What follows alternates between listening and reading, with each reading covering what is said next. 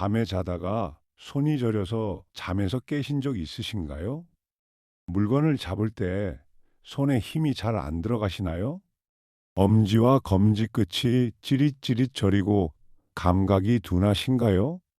손을 털면 잠깐 나아졌다가 또 저려오시나요? 많은 분들이 그저 손이 피곤한 탓이라 여기고 넘기십니다. 하지만 이건 손목 속 신경이 눌린다는 신호일 수 있습니다. 오늘은 저린 손목을 편하게 돕는 음식을 알려드리겠습니다. 안녕하세요. 여러분의 건강한 노후를 응원하는 채널입니다. 오늘은 손목 터널 증후군, 즉 손저림을 완화하는 데 도움이 되는 음식을 정리해 드리겠습니다. 음식이 치료를 대신할 수는 없지만 신경 건강과 염증 완화를 돕는 영양소는 관리에 분명 보탬이 됩니다. 편하게 보시면서 오늘 밥상부터 하나씩 바꿔보시길 바랍니다. 우리 손목 안에는 손목 터널이라 부르는 좁은 통로가 있습니다. 이 통로로 힘줄과 함께 중요한 신경 하나가 지나갑니다. 이 신경이 엄지, 검지, 중지의 감각을 담당합니다. 그런데 이 통로가 좁아지면 신경이 눌리게 됩니다. 나이가 들면 힘줄과 조직이 붓거나 두꺼워지기 쉽습니다. 부어오른 조직이 좁은 통로를 더 좁게 만듭니다. 그러면 그 안을 지나는 신경이 점점 눌립니다. 눌린 신경은 저림, 찌릿함, 힘 빠짐 같은 신호를 보냅니다. 특히 밤에 손목이 꺾인 채로 자면 저림이 더 심해집니다. 신경이 건강하려면 여러 영양소가 제때 공급되어야 합니다. 특히 비타민 B9는 신경 신호 전달에 꼭 필요합니다. 비타민 B6는 신경 기능 유지에 관여하는 대표적인 영양소입니다. 오메가3는 눌린 신경 주변의 염증을 가라앉히는 데 도움을 줍니다. 비타민 E는 신경세포를 보호하는 데 보탬이 됩니다. 커큐민 같은 항염 성분도 염증을 달래는 데 활용됩니다. 그래서 오늘은 신경을 살리고 염증을 달래는 음식을 소개해 드립니다. 물론 음식과 함께 손목을 쉬게 하는 습관도 뒤에서 알려드리겠습니다. 그럼 지금부터 저린 손목에 좋은 음식을 하나씩 살펴보겠습니다. 그렇다면 왜 하필 밤에 저림이 더 심할까요? 잘 때 손목이 저절로 안으로 꺾이기 쉽기 때문입니다. 낮에 손을 많이 쓰면 조직이 더 붓기도 합니다. 그래서 음식과 관리로 신경을 함께 돕는 것이 중요합니다. 첫 번째 음식은 부드럽고 달콤한 바나나입니다. 바나나에는 비타민 B6가 풍부하게 들어 있습니다. 비타민 B6는 신경 기능을 유지하는 데 관여하는 영양소입니다. 이 비타민이 부족하면 손발 저림이 더 심해질 수 있습니다. 그래서 저림 관리에 바나나가 도움이 될 수 있습니다. 바나나에는 칼륨도 많아 근육과 신경 활동을 돕습니다. 무엇보다 껍질만 까면 되니 시니어가 드시기에 아주 편합니다. 치아가 약하셔도 부드러워 씹기 편한 것도 장점입니다. 아침에 바나나 한 개면 든든한 에너지원이 됩니다. 우유나 요구르트에 잘라 넣어 드셔도 좋습니다. 다만 당분이 있으니 당뇨가 있으신 분은 하루 한 개로 조절하세요. 너무 익어 물러진 것보다 살짝 단단한 것이 소화에 낫습니다. 바나나가 물리면 감자나 고구마로도 비타민 B6을 챙길 수 있습니다. 간식으로 조금씩 나눠 드시길 권합니다. 바나나는 소화가 잘 돼 속이 편한 과일입니다. 운동 후 에너지 보충 간식으로도 좋습니다. 얼려서 갈면 부드러운 간식이 됩니다. 덜 익은 바나나는 변비에, 잘 익은 것은 에너지에 좋습니다. 우유와 함께 갈면 단백질까지 더할 수 있습니다. 껍질에 검은 점이 생긴 것이 더 달고 소화도 편합니다.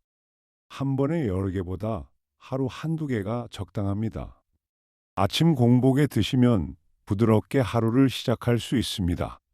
바나나는 어느 마트에서나 쉽게 구할 수 있어 꾸준히 드시기 좋습니다. 꾸준함이 중요하니 바나나를 일주일 식단에 자연스럽게 넣어 보세요. 한 가지 음식에 기대기보다 바나나를 다른 음식과 함께 골고루 드세요. 정리하면 바나나는 신경을 돕는 비타민 B6을 손쉽게 채워주는 음식입니다. 두 번째 음식은 우리 식탁의 단골, 고등어입니다.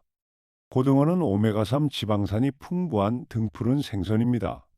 오메가3는 눌린 신경 주변의 염증을 가라앉히는 데 도움을 줍니다. 염증이 줄면 신경이 받는 압박도 조금 덜해질 수 있습니다. 고등어에는 양질의 단백질도 들어 있습니다. 이 단백질은 손목의 힘줄과 근육 건강에도 보탬이 됩니다. 비타민 D도 들어 있어 뼈와 전반적인 건강에 좋습니다. 고등어는 값도 저렴해 자주 드시기에 부담이 없습니다. 드실 때는 소금을 적게 넣고 구이나 조림으로 드세요. 너무 짜게 조리하면 붓기가 생겨 오히려 손목에 부담이 됩니다. 일주일에 두세 번 정도면 충분합니다. 고등어가 비리면 연어나 삼치로 바꿔도 오메가3을 챙길 수 있습니다. 무를 넣고 조리면 소화도 편하고 맛도 좋습니다. 통풍이 있으신 분은 생선 양을 의사와 상의하세요. 고등어에는 비타민 B군도 들어있어 신경에 도움이 됩니다. 제철 가을 고등어는 기름이 올라 맛이 좋습니다. 구울 때 종이 호일을 쓰면 기름이 덜 튑니다. 조림에 무를 넣으면 소화가 편해집니다. 간고등어는 짠이 물에 담가 짠기를 빼고 드세요. 통조림은 국이나 조림에 활용하면 편합니다. 냉동 고등어도 영양은 크게 차이 나지 않습니다. 가시를 잘 발라 드셔서 목에 걸리지 않게 하세요. 고등어는 어느 마트에서나 쉽게 구할 수 있어 꾸준히 드시기 좋습니다. 꾸준함이 중요하니 고등어를 일주일 식단에 자연스럽게 넣어 보세요. 한 가지 음식에 기대기보다 고등어를 다른 음식과 함께 골고루 드세요. 정리하면 고등어는 신경 주변 염증을 달래는 오메가3 생선입니다. 세 번째 음식은 담백한 닭가슴살입니다. 닭가슴살에는 비타민 B6과 양질의 단백질이 함께 들어 있습니다. 비타민 B6는 신경 기능을 돕고 단백질은 힘줄과 근육을 지원합니다. 즉, 신경과 조직을 한 번에 챙길 수 있는 음식입니다. 지방이 적어 담백하고 소화에도 부담이 덜합니다. 체중 관리에도 좋아 관절 부담을 줄이는데 보탬이 됩니다. 삶거나 찜으로 조리하면 기름 없이 부드럽게 드실 수 있습니다. 퍽퍽하면 잘게 찢어 채소와 무쳐 드세요. 죽이나 국에 넣으면 부드러워 드시기 편합니다. 매 끼니 단백질을 조금씩 나눠 드시는 것이 흡수에 좋습니다. 닭가슴살이 질리면 달걀이나 두부로 바꿔도 됩니다. 튀기지 말고 되도록 담백하게 조리하세요. 짠 양념보다 허브나 마늘로 향을 내면 건강에 좋습니다. 닭가슴살은 지방이 적어 소화 부담이 덜합니다. 삶은 물은 국물로 활용하면 좋습니다. 찢어서 샐러드에 넣으면 단백질을 더할 수 있습니다. 너무 오래 익히면 퍽퍽해지니 적당히 익히세요. 우유에 잠깐 재우면 부드러워집니다. 닭안심도 부드러워 드시기 좋습니다. 죽으로 끓이면 소화가 편하고 든든합니다. 튀김옷을 입히지 말고 담백하게 드세요. 닭가슴살은 어느 마트에서나 쉽게 구할 수 있어 꾸준히 드시기 좋습니다. 꾸준함이 중요하니 닭가슴살을 일주일 식단에 자연스럽게 넣어 보세요. 한 가지 음식에 기대기보다 닭가슴살을 다른 음식과 함께 골고루 드세요. 정리하면 닭가슴살은 신경과 조직을 함께 돕는 담백한 단백질입니다. 네 번째 음식은 건강한 밥상의 기본, 현미입니다. 현미에는 비타민 B군이 풍부하게 들어 있습니다. 비타민 B군은 신경 신호가 잘 전달되도록 돕습니다. 흰쌀은 도정하면서 이 좋은 영양소가 많이 빠져나갑니다. 그래서 현미나 잡곡밥이 신경 건강에 더 유리합니다. 현미에는 식이섬유도 많아 혈당을 천천히 올려줍니다. 혈당이 안정되면 신경 건강에도 도움이 됩니다. 다만 현미는 거칠어 소화가 어려울 수 있습니다.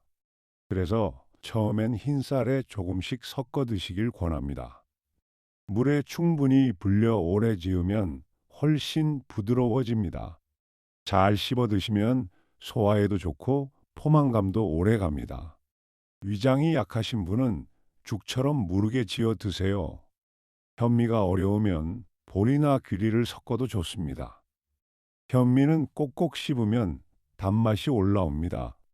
바라 현미는 조금 더 부드럽고 영양도 좋습니다. 압력 밥솥으로 지으면 훨씬 부드러워집니다. 처음엔 흰쌀에 3분의 1만 섞어 시작하세요. 현미에는 마그네슘도 들어있어 신경에 좋습니다. 잡곡을 여러 가지 섞으면 영양이 다양해집니다. 너무 많이 드시면 소화가 불편할 수 있습니다. 숭늉으로 끓여 드시면 속이 편안합니다. 현미는 어느 마트에서나 쉽게 구할 수 있어 꾸준히 드시기 좋습니다. 꾸준함이 중요하니 현미를 일주일 식단에 자연스럽게 넣어 보세요. 한 가지 음식에 기대기보다 현미를 다른 음식과 함께 골고루 드세요. 정리하면 현미는 신경 신호를 돕는 비타민 B군의 좋은 공급원입니다.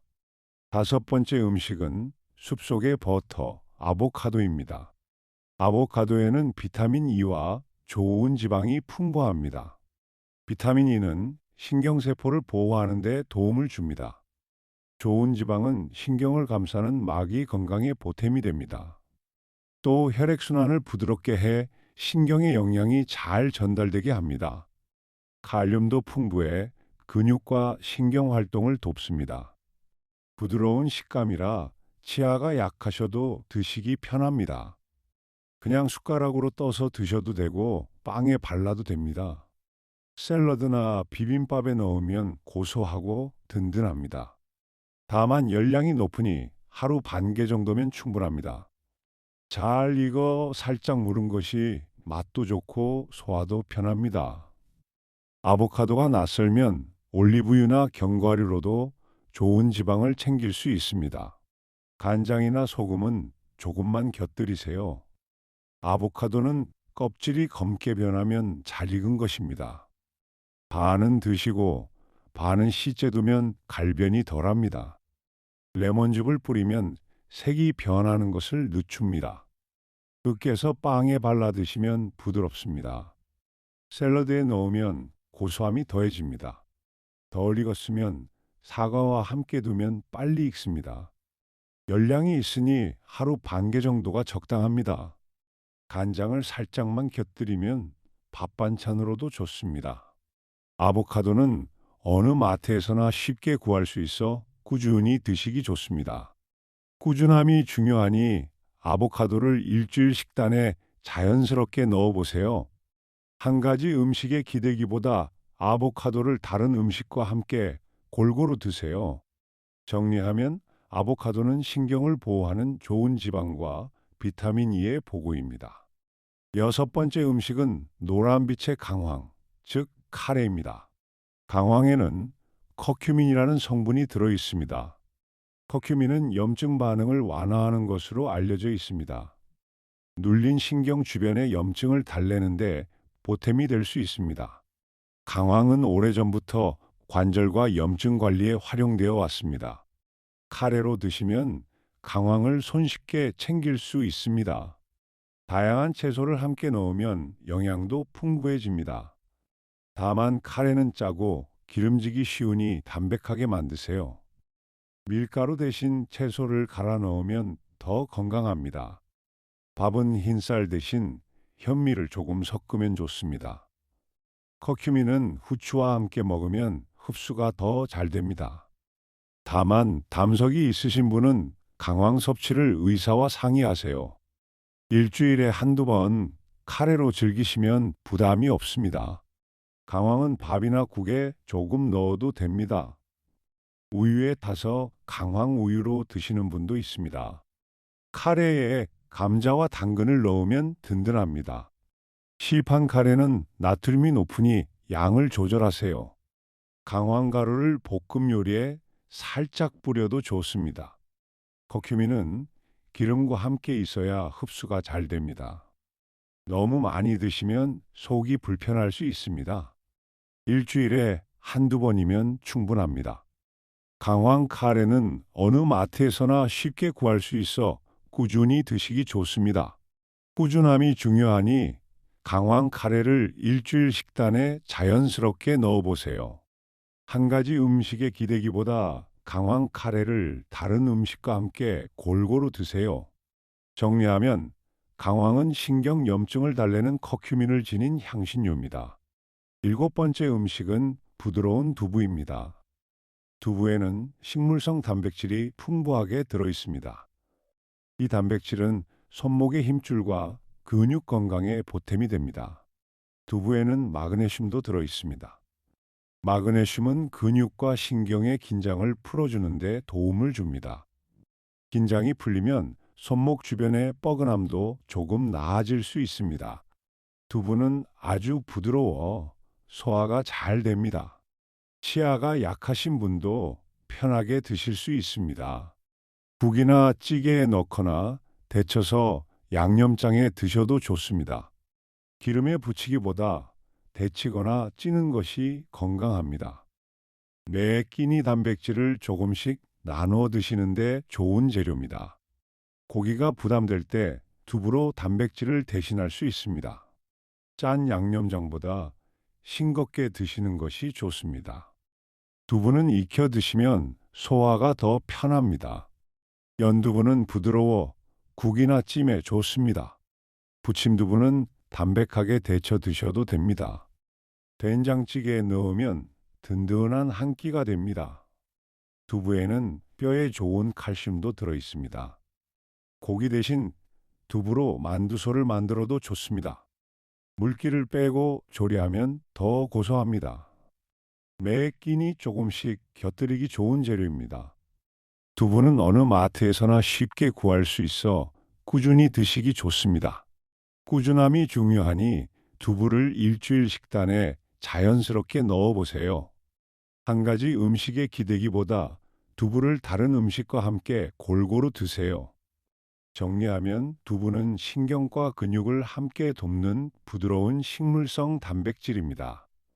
마지막 음식은 작지만 알찬 해바라기씨입니다. 해바라기씨에는 비타민 E가 풍부하게 들어 있습니다. 비타민 E는 신경세포를 보호하는 데 도움을 줍니다. 또 마그네슘도 들어 있어 신경과 근육 긴장 완화에 보탬이 됩니다. 좋은 지방이 있어 순환을 부드럽게 하는데도 좋습니다. 작아서 간식으로 조금씩 드시기에 좋습니다. 요구르트나 샐러드에 뿌려 드시면 고소합니다. 다만 열량이 높으니 하루 한 줌 정도로만 드세요. 소금이 안 뿌려진 것을 고르시는 것이 좋습니다. 치아가 약하시면 곱게 갈아 드셔도 됩니다. 호박씨나 아몬드로 바꿔도 비슷한 영양을 챙길 수 있습니다. 짜게 볶은 것보다 그냥 볶은 것이 건강합니다. 아침 간식으로 한 줌 곁들여 보세요. 해바라기 씨는 셀레닌도 들어있어 세포를 보호합니다. 밥에 살짝 뿌려 드셔도 고소합니다. 빵이나 죽에 넣으면 씹는 맛이 더해집니다. 껍질 벗긴 것을 사면 드시기 편합니다. 밀폐해 서늘한 곳에 두어야 상하지 않습니다. 호박씨와 섞어 드시면 영양이 다양해집니다. 하루 한 줌이면 충분한 양입니다. 무염으로 골라 짠기를 줄이세요. 해바라기 씨는 어느 마트에서나 쉽게 구할 수 있어 꾸준히 드시기 좋습니다. 꾸준함이 중요하니 해바라기 씨를 일주일 식단에 자연스럽게 넣어보세요. 한 가지 음식에 기대기보다 해바라기 씨를 다른 음식과 함께 골고루 드세요. 정리하면 해바라기 씨는 신경을 보호하는 비타민 E와 마그네슘의 작은 보물입니다. 지금까지 절인 손목에 좋은 음식들을 살펴보았습니다. 이제 이 음식들을 어떻게 드시면 좋은지 정리해 드리겠습니다. 고등어나 연어 같은 등푸른 생선은 일주일에 두세 번 구이나 조림으로 드세요. 흰쌀밥 대신 현미나 잡곡밥을 조금씩 섞으면 비타민 B군을 자연스럽게 챙깁니다. 바나나 한 개나 닭가슴살처럼 비타민 B육과 든 음식을 하루 식단에 넣어 보세요. 카레는 강황이 들어가 좋지만 짜거나 기름지지 않게 담백하게 드세요. 견과류와 씨앗류는 하루 한 줌 정도로 간식처럼 나눠 드세요. 무엇보다 한두 가지만 챙기기보다 골고루 드시는 것이 중요합니다. 짜게 드시면 붓기가 생겨 신경을 더 누를 수 있으니 싱겁게 드세요. 물도 충분히 드셔서 순환을 돕는 것이 좋습니다. 오늘 저녁 밥상부터 이 중 하나를 더해 보시길 바랍니다. 음식만큼 중요한 것이 생활 습관입니다. 첫 번째, 한 자세로 손목을 오래 쓰지 마세요. 30분에서 40분마다 손을 쉬며 가볍게 털어주세요. 이렇게 자주 쉬어주면 신경이 받는 압박이 줄어듭니다. 두 번째, 손목 스트레칭을 자주 해주세요. 손목을 앞뒤로 부드럽게 젖히는 동작을 천천히 하세요. 하루에 몇 차례만 해도 손목이 한결 부드러워집니다. 세 번째, 밤에 저림이 심하면 손목 보호대를 착용하세요. 잘 때 손목이 꺾이지 않게 고정해주면 저림이 줄어듭니다. 밤새 손이 저려 깨는 일이 한결 나아질 수 있습니다. 네 번째, 손목을 반복해서 쓰는 일은 양손으로 나누세요. 설거지나 걸레질을 한 손에만 몰아서 하지 마세요. 양손으로 번갈아 하면 손목의 부담이 반으로 줄어듭니다. 마지막으로 가장 중요한 습관입니다. 저림과 힘 빠짐이 계속되면 참지 마세요. 신경이 더 손상되기 전에 정형외과나 신경과를 찾으세요. 음식과 운동은 치료를 돕는 보조라는 점을 꼭 기억하세요. 오늘 내용을 마지막으로 정리해 드리겠습니다. 손저림은 손목의 좁은 통로에서 신경이 눌려 생깁니다. 그래서 관리의 핵심은 신경을 돕고 염증을 달래는 것입니다. 첫째, 바나나는 신경을 돕는 비타민 B6을 채워줍니다. 둘째, 고등어는 오메가살로 신경 주변 염증을 달랩니다. 셋째, 닭가슴살은 신경과 조직을 함께 지원합니다. 넷째, 현미는 신경 신호를 돕는 비타민 B군을 공급합니다. 다섯째, 아보카도는 신경을 보호하는 좋은 지방을 줍니다. 여섯째, 강황은 커큐민으로 염증을 달랩니다. 일곱째, 두부는 신경과 근육을 함께 돕습니다. 여덟째, 해바라기 씨는 비타민 E로 신경을 보호합니다. 여기에 손목 자주 쉬기, 스트레칭, 밤 보호대를 더해주세요. 그리고 저림과 힘 빠짐이 계속되면 꼭 병원을 찾으세요. 이 작은 습관들이 저린 손을 한결 편하게 만들어 줍니다. 오늘도 끝까지 함께 해주셔서 감사합니다. 오늘 배운 음식 중 하나라도 밥상에 더해 보시길 바랍니다. 작은 실천이 쌓이면 손이 한결 편안해질 수 있습니다. 이 영상이 도움이 되셨다면 구독과 좋아요를 눌러주세요.